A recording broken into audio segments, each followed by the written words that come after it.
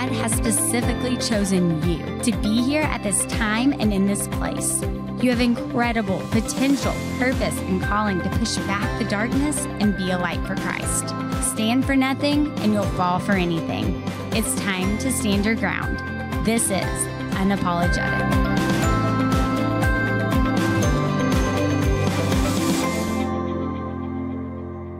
Hi, everyone, and welcome to Unapologetic. On today's show, Granger Smith joins me as he shares his story of losing his son, realizing he wasn't saved, leaving country music, and heading to seminary as a second career. Granger and his family have grieved, healed, and dreamed together. And today they share the hope of the gospel and the healing of their family. Please help me welcome to the show, Granger Smith.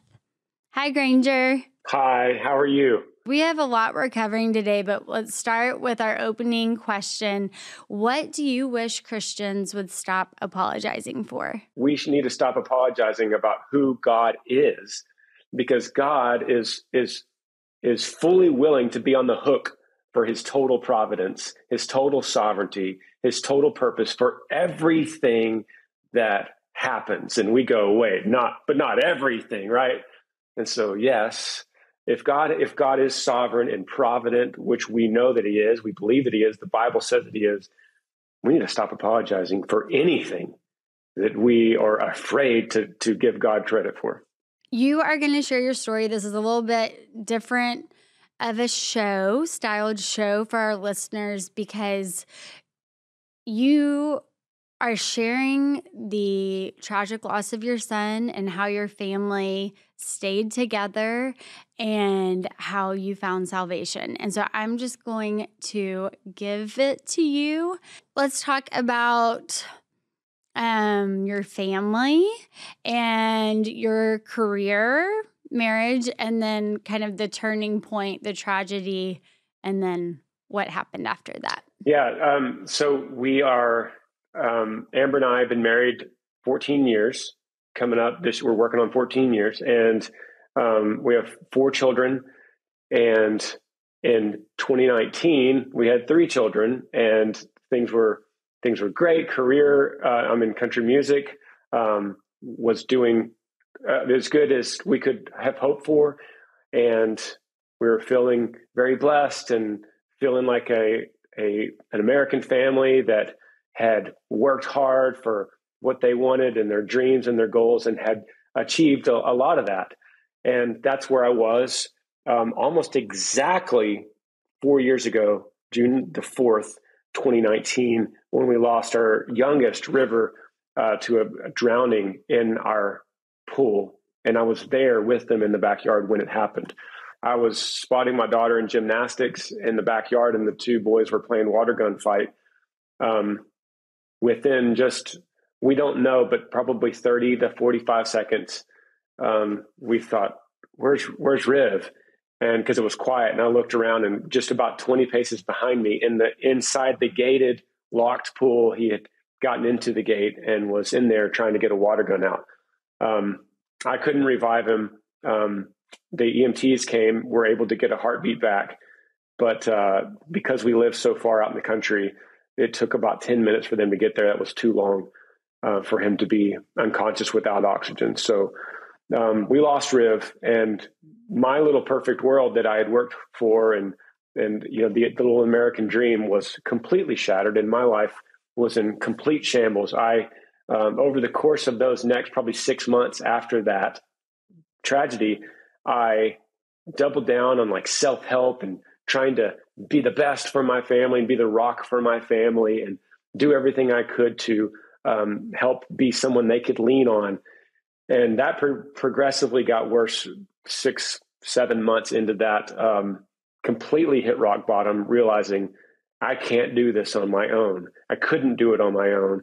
And then eventually coming to realize I don't have to do it on my own. Gosh, just unimaginable loss. There's a lot that I want to make sure that we talk about. But I think my first question is how did your marriage survive? I mean, a lot of marriages don't survive the loss of a child. And it's almost like an understood reality of the pain and tragedy of something so hard.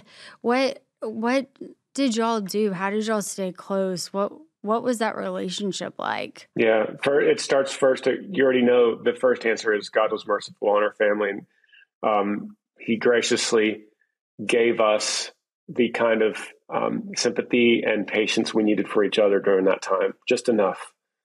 But then I'm going to credit my wife first out of the people around me, because I was there in the backyard.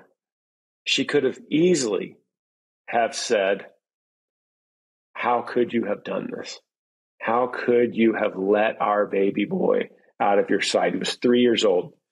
And she didn't ever do that. Not ever.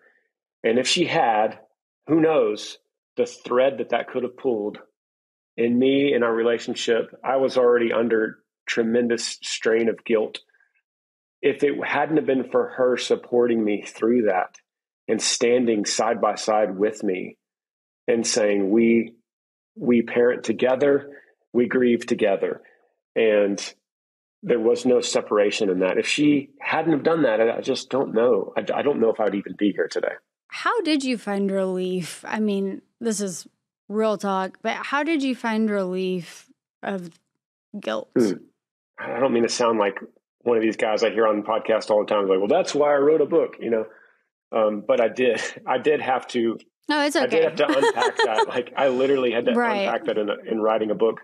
But in writing it, was very therapeutic for me. And I did come across a couple of things that was rattling around in my brain. And one of them was, it's not something for if you go through something like we did, and I know a lot of people do, of some sort of tragedy, and you feel like it could have been prevented. And so you can go along and you can go, people could say, you are a great dad.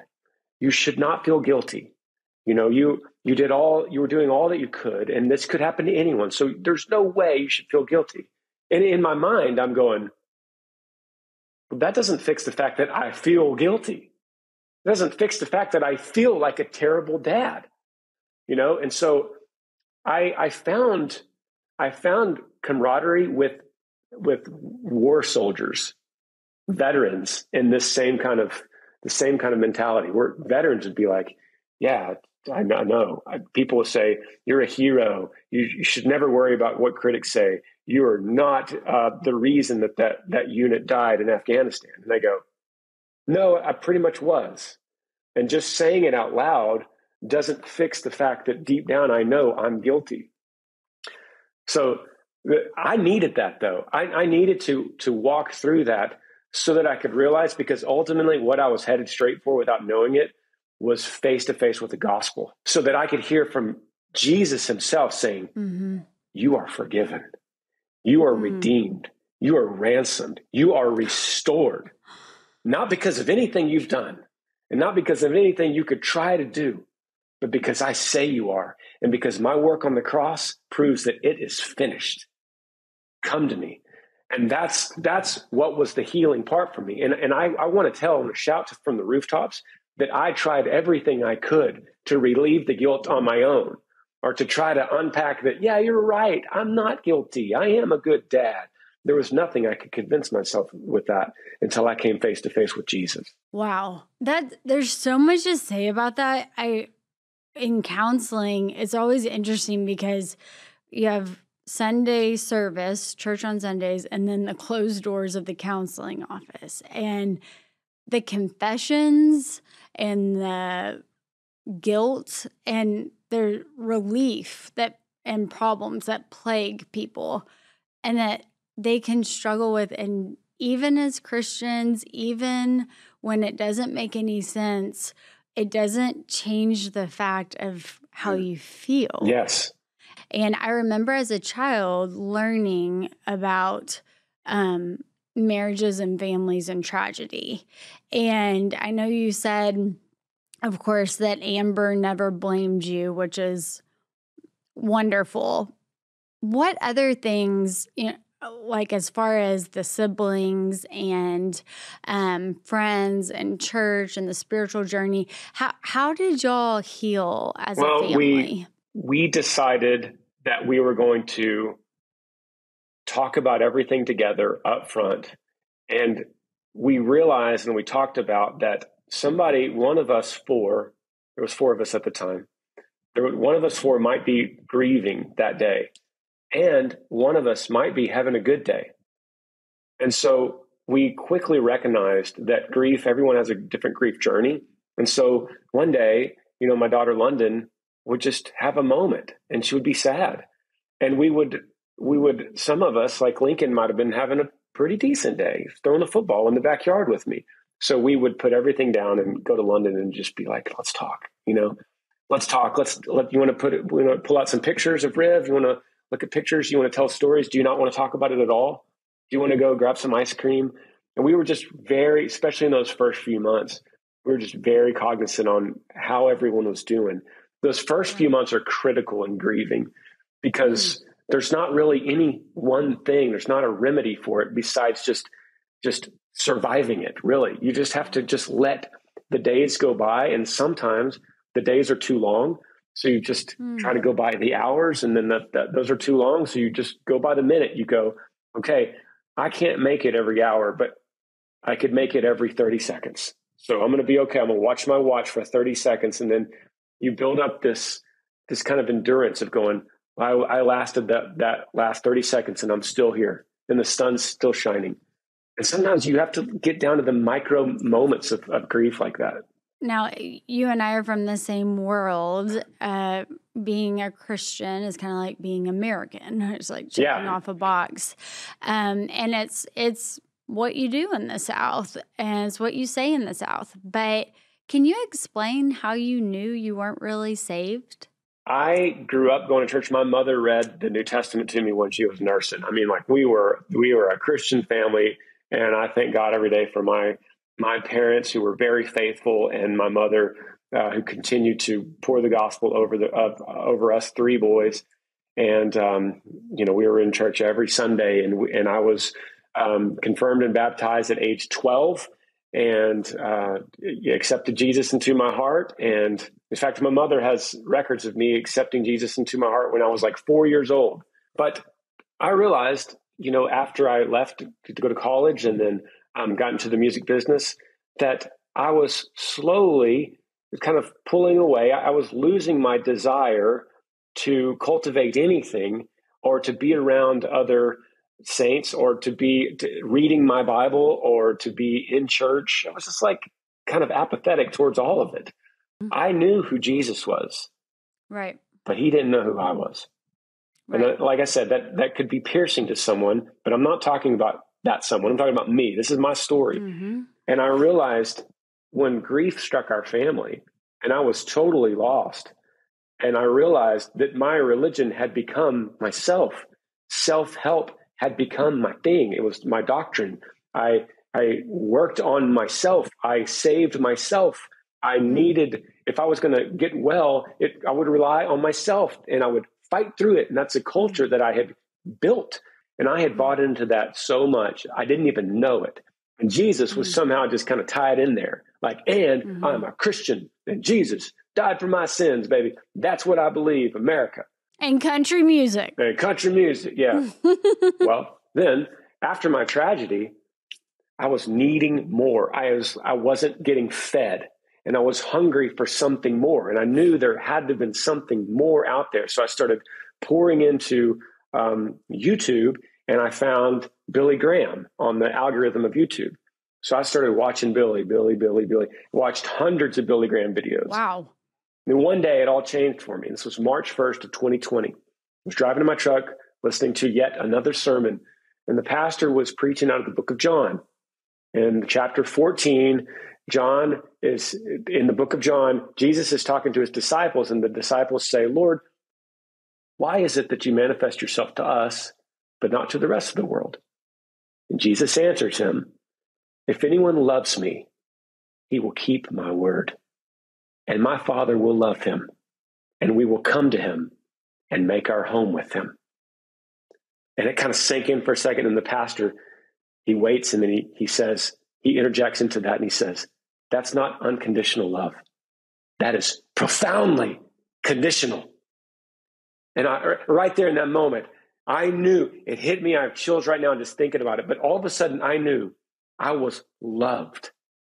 And yet, I wasn't doing anything to show love back. Not because I needed to, not because that proved anything, not because it made me worthy of God, but out of the overflow of the gratitude of my heart that I was loved, that I was saved. I wanted to show him, I wanted to show the world that I was redeemed. And so he's saying, all you got to do is keep my word. I suddenly knew I'm exposed. I don't even know his word. How could I keep his word if I don't know all of it? I wasn't reading any of it. So I went home and opened up the Bible, the one that had dust on it, and I opened it up to Matthew 1, and I was just like, okay, Lord, I'm going to start here, beginning of the New Testament. I want to read every word. Yes. I'm going to start with a genealogy, and I'm going to go through everything. I want to know every word. I don't want to miss anything. And the more I did that, the more I craved it, and the more I learned who God is and what he has done and what he has planned for my life. And then everything just made sense, and the guilt went away, and the grief just was pacified, and I could still suffer, but I could have joy coexisting with the grief, and I could grieve with hope. And suddenly everything was different. My whole life was totally different. I love, one of the quotes that changed my life was, the Bible isn't a book of suggestions. It's the only way life works. And one of the truths, I know you would agree, of grief is that there's not an option. I mean, it's life and death. Like, you have to find God. This, the Bible says that you'll find me when you search for me with all your heart. There's a lot of conversations about how to find God and who connects with God, and atheists and questions about the world. But the truth is that when we search for him, we find him. You are leaving country music. You're on your farewell tour. You have a new book, and you are going to school to be a pastor, minister, full-time ministry. Can you tell us about how you heard that call and how you answered it? Yeah, it's crazy. Just hearing you say that. And I love that you said, the gospel is not a suggestion, because I remember through my, the first couple of reads, I was just like, man, it says, Jesus said, if anyone would come after me, let him deny himself, take up his cross and follow me. That doesn't sound like a suggestion. It sounds like a command. When the Bible says that seek after the Lord and he'll give you the desires of your heart, most people think, oh, cool, I'm going to get what I want. And it's like, no, the Bible means he's going to give you new wants, new desires. So he'll give you desires of the heart, new. And at the same time, I think that's going to imply reducing old desires. And so that's what happened to me. Things that used to be very desirable, like country music touring, slowly started being like, I'm kind of apathetic about it. But this side, this understanding the gospel, this reading more into God's word, this preaching the word. Oh, I love that. And so I believe a calling, if you're in the word and you are completely in a phase of self-denial and taking up your cross with everything you do, I believe you'll follow a call based on your own desires that God has given you. And so you can kind of just scan your horizon and go, I don't care about that as much as I used to, but I really care about this. And I think seminary is calling my name. It used to not. And then all of a sudden one day I desired seminary. I was like, I have to do it. Really want to do it. No one says that, people. No one, unless it's a call from God. No. That's a great point. Can you share how God called you and and what he called you to? Like, how did you know? Because people who don't talk church are like, what do you mean you heard from God? Like, did he call you on the phone? How does God call you? I was thinking about this yesterday. If someone, an auditor, was going to take an inventory of our day, our week, right? And you don't tell them anything about yourself or your aspirations or your dreams, you don't tell them anything. You just say, here, Mr. Auditor, take all of what I do. Here's my itinerary, my weekly itinerary, and audit it. And they go through everything. They go through every detail of what you do. What would they come back with you and say that you are interested in?